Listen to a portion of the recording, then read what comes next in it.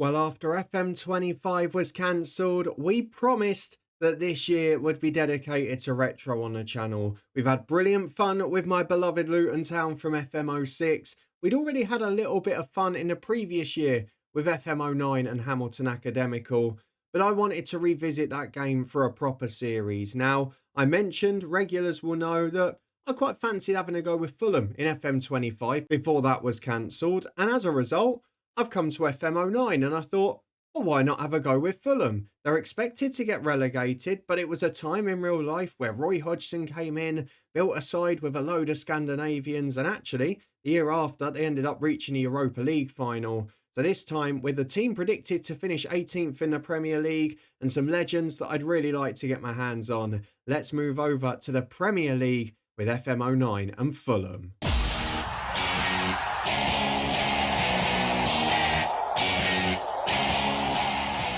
Yes, hello and welcome along to part one of this brand new Football Manager 2009 Let's Retro series with Fulham. We're picking the club that we would have been managing had we got to the stage of FM25 being released. But this time it's a very different outlook with the side expected to be relegated, but a core of some really good players and some young ones across the footballing world that we'd like to bring in to build a quality side for the future. Hopefully you're looking forward to that. If you are, do chuck a thumbs up on it. But for now, I need to give a very quick caveat before we move on because it's quite an important one. Because many people from the footballing world in the 2000s, unfortunately, are looked at in a very different light now. Some of those due to criminal activities and whatever else. It is inevitable that in this series we are going to see some names of people who have committed crimes that we found out about later. They weren't known at the time of the release of this game. It's one of the few downsides of going retro. Of course, we all know who the Fulham owner was at the time, so we're going to see that name on a couple of occasions here. I'll try and limit it as much as possible, but I thought I had to give that warning before we started. Let's get back to the football though, because Fulham in FM09 expected to finish 18th.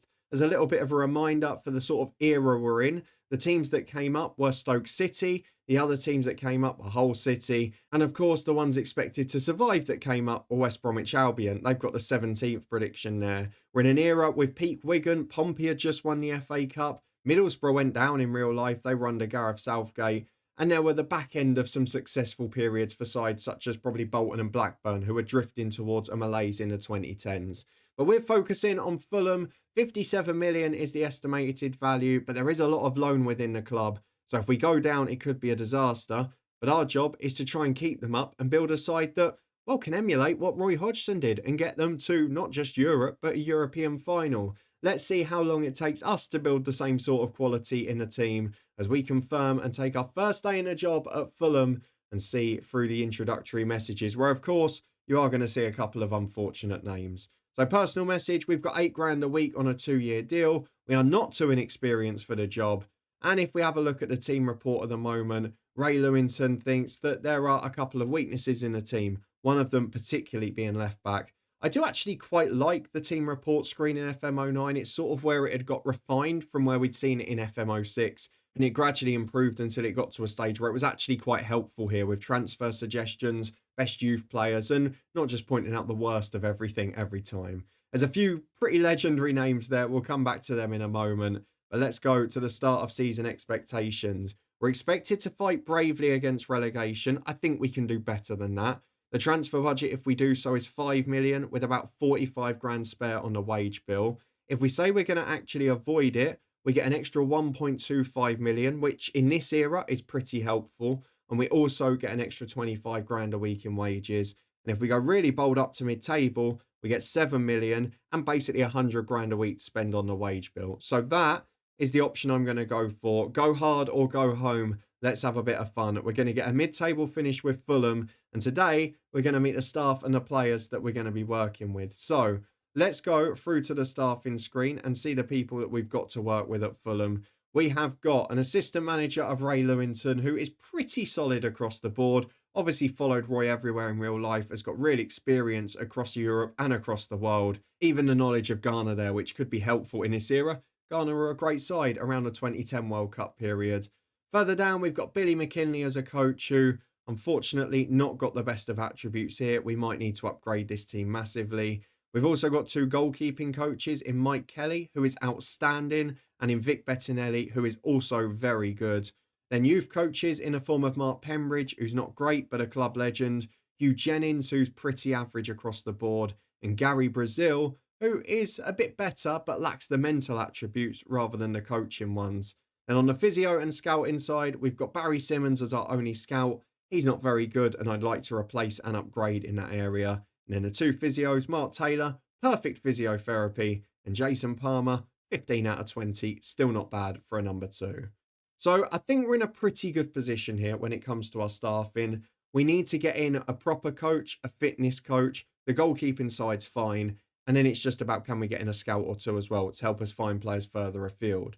Let's have a look though at the bit you're all interested in, the players and the squad we've inherited at Fulham. Of course, we could look at a couple of our Hamilton young stars from the other save as potential signings here. So young Bettinelli in the squad in the under-18s. You can see a few names you recognise here. Both Marcus Bettinelli as a keeper and Wes Fotheringham, both in the Fulham Youth Academy here. Neither of them got great potential. And actually, if we put them on their assistant report order, Bettinelli's got a little bit. There's a couple of young, decent wingers as well, Alex Smith being one of them, but really weird balance of attributes with no acceleration or agility, but brilliant at everything else he needs for his role pretty much. And then there's a few other players who have gone on to have decent careers but aren't rated very well here.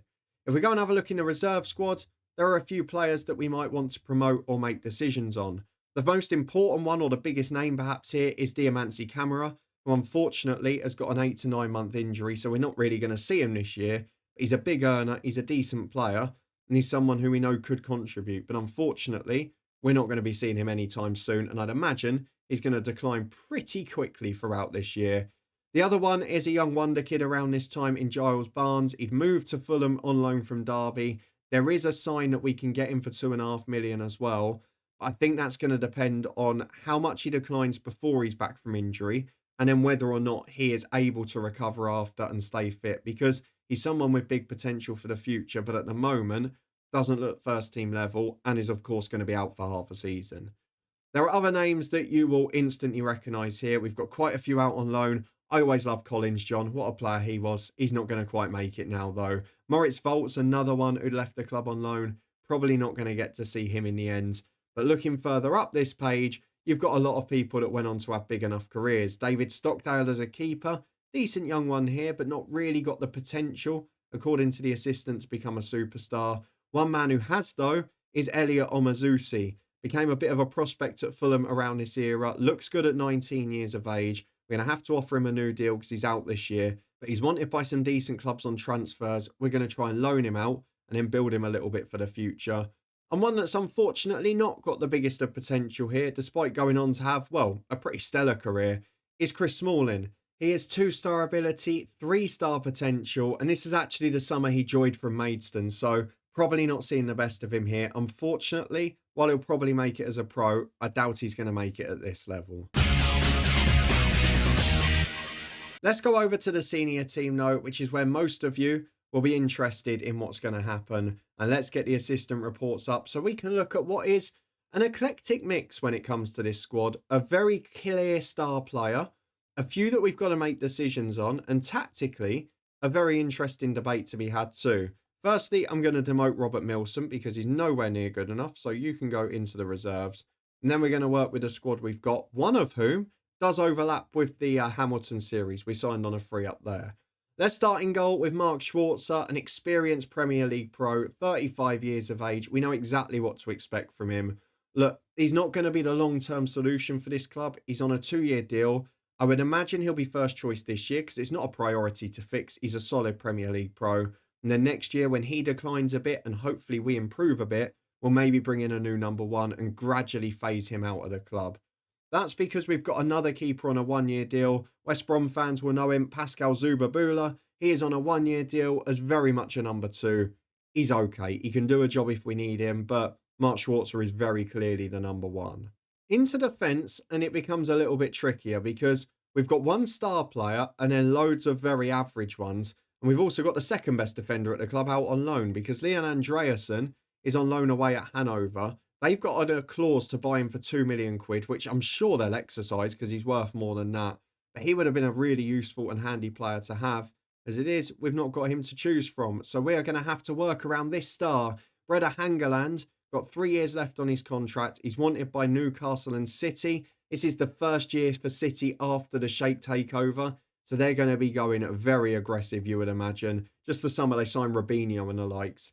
But he is a very solid centre-half. A little bit slower than we'd like. But overall, rock solid across the board. And while I don't think we're going to be able to build a defence around him this year, I would like to be able to add to it next summer. So I've got 2 positions where I think I need to fix things this year because we've not got enough. And then next year I'd like to build a defence that basically will be entirely new apart from Breda Hangeland. Hopefully, let's just have a look.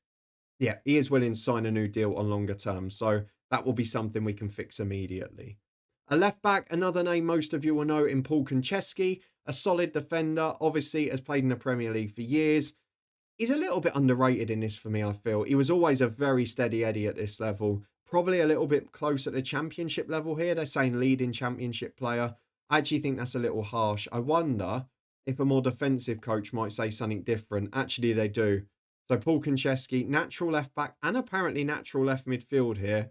He is a player who for this season, again, will do the job entirely. Doesn't need to be replaced as a priority. But for the long term, is not going to carry us to the top of the Premier League. On the right-hand side, we've got a couple of options, starting with John Pantsil. Here's a right-back who can play in midfield. Again, a name that will be known from West Ham, a name that will be known in the Premier League, but just another one of those who's pretty average across the board. The only slight difference is that a couple of his weaknesses are in key defensive attributes, such as agility and anticipation. But otherwise, again, not an immediate priority for this year. The other option at right back, and I appreciate I'm deliberately going in a weird order here, is Frederick Storr. He can play anywhere across the back four. He's versatile, but he's natural on the right-hand side. And as you can see, he's got a long deal on a pretty low wage. He's solid across the board. Not the best in the air, not the quickest physically, but he's actually a really solid pro. So I'm looking at competitions like the Europa League in the future, but certainly in the Cups for now. And he's someone who can definitely contribute to the squad and is actually pretty useful to have on the bench in most fixtures too, particularly back in these days where it's only 3 subs from 5 or 7. The rest of the defenders are largely Northern Irish, so let's get to that duo, starting with Chris Baird, a versatile defender, natural at right back or centre half, can also cover left back and right midfield if need be. He is very decent defensively, limited physically, and not the best going forward, but he's got the attribute I love. His best one is positioning. He's a good influence on the squad as well. Again, someone who will feature a little bit off the bench. The other one is the more experienced centre-half of Aaron Hughes, who I always felt was underrated in these games. Had a really good Premier League career. Sides generally got worse when he left their defence. But for some reason, he was never particularly well rated. Here you can see a mix of sort of 12s and 13s across the board. Rated as a pretty average player. Again, the other coach is saying he's a little bit better. He's nowhere near the level of Hangeland. But for me, for this year, those two will do a job. And then next summer, I think you can see that certainly right back and centre half, we're probably going to have to add a star if we want to push to the next level. That's where the priority comes. The final defender is a bit of a wild card because Tony Callio, not sure if as many of you will remember him, is a very versatile 29-year-old Finn. He's a monster in the air. He's also weirdly a very good target man, and he's a natural at centre half, but he can play left back, left mid and up front. He's got very good attributes for all of them apart from left midfield. And while he does offer us a good option at the back, he's not the quickest, he's not the most agile, and he's not got the most composure. So I'd probably use him as an emergency striker if we wanted to chuck on a second striker, because I think I am going to play with one up front, or maybe to get a little bit of extra height out wide against a big team, like a Stoke City, for example. So I think looking at that, my back four would be Konchesky and Pantsil with Hangeland alongside Hughes, but in Storr and Baird in particular, I think there are some good squad options there.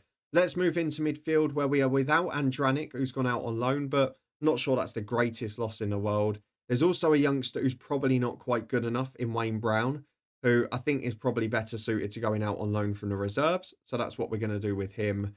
Then we've also got an option that's probably not great in Dixon Atuhu because he's a solid midfielder. In this game, again, the attributes aren't there. Mentally, he's a long way off Premier League level. Technically, he's probably a championship player. And while he's got the natural fitness and strength, he doesn't stand out It's not like FM06 where we were looking at him in Luton and he's got a brilliant jumping reach, brilliant stamina. He's just very much a utility man for the squad. He only joined the club that summer in real life, so we're not going to be able to move him on straight away. But if we're playing two centre midfielders, I would like him to be the fourth choice, quite frankly.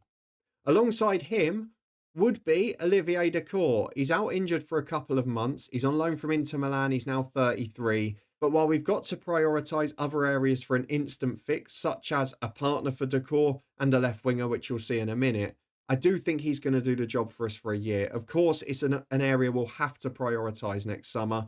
We're not going to sign him permanently afterwards. But he's a very good defensive midfielder for now, and he's natural in both roles. So we can set up with two holding mids, a holding mid and a centre mid, or however it suits the team best. Olivier Dacour, very helpful for this season, but probably not for the long term of the club.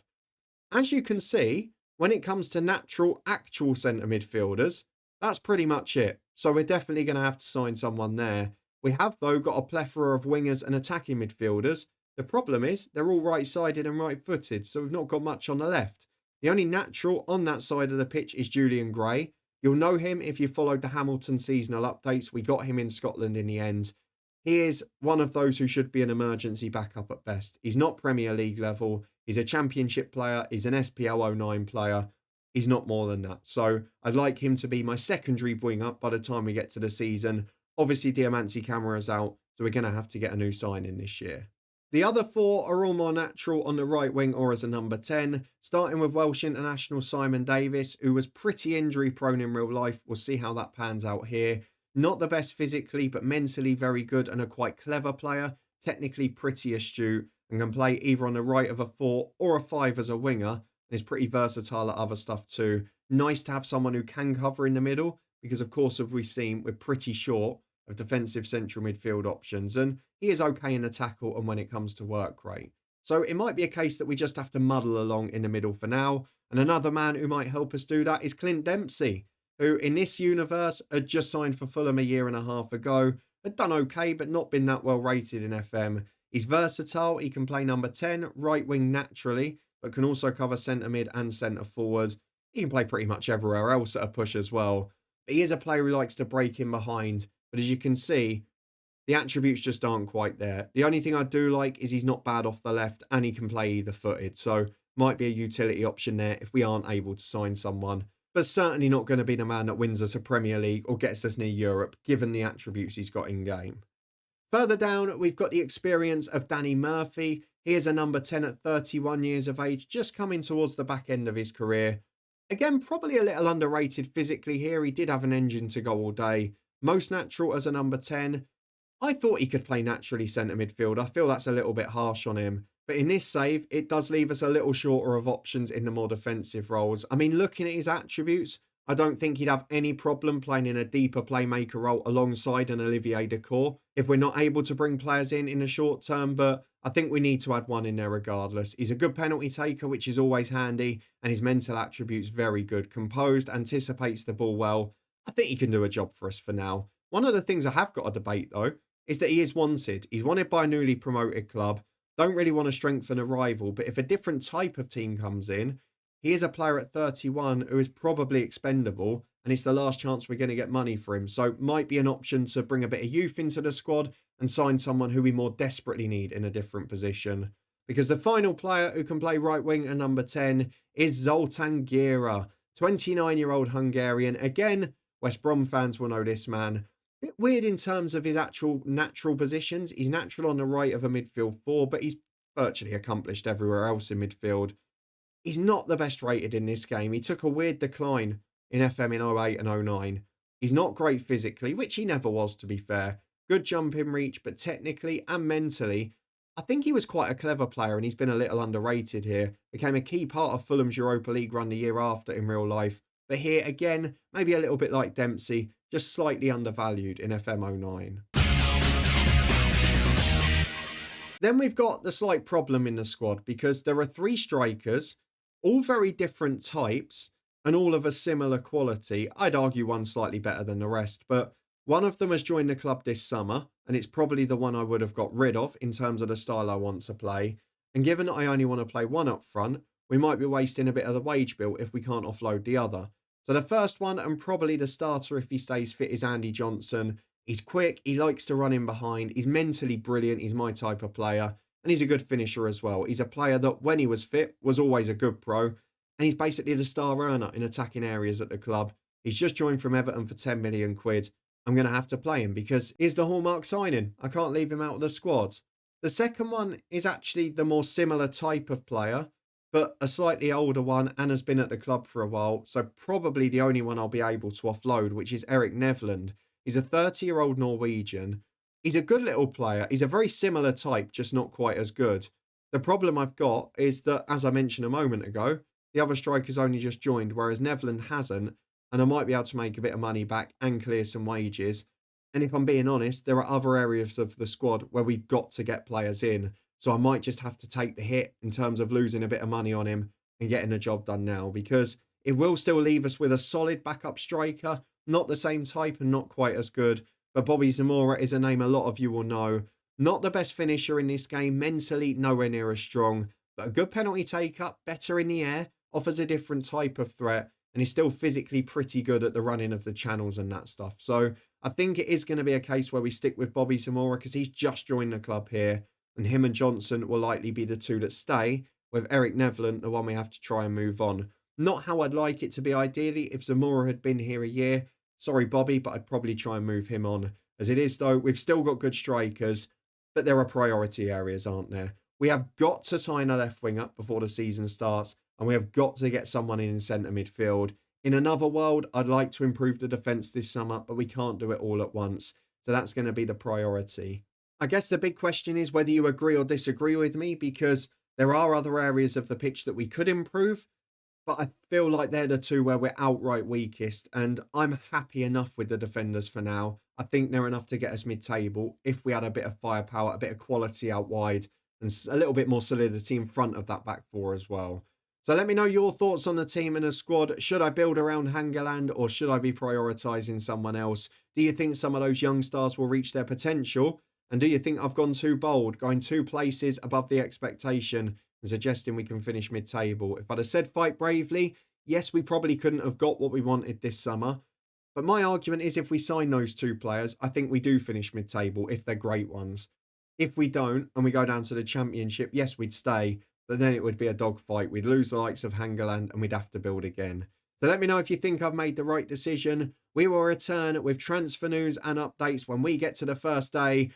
The West London derby against Chelsea. Not an easy start for sure, is it? I'm hoping that will be an episode dominated by transfer news, and then maybe we can worry about the football inside after, because that is not the game we want to be targeting points. It's probably the games after against the likes of Sunderland, Stoke, and then Blackburn as well at home, where we're going to have to pick up our results this year. So that's my introduction to Fulham. The board confidence is in the middle for now. As you've seen, we've gone for a Sunday League reputation, and we're going to need to bring in some staff and some players to help us. We have got a pretty good situation off the pitch where we're financially secure. We've got a solid 25,000 seater, brilliant training facilities and a good academy too.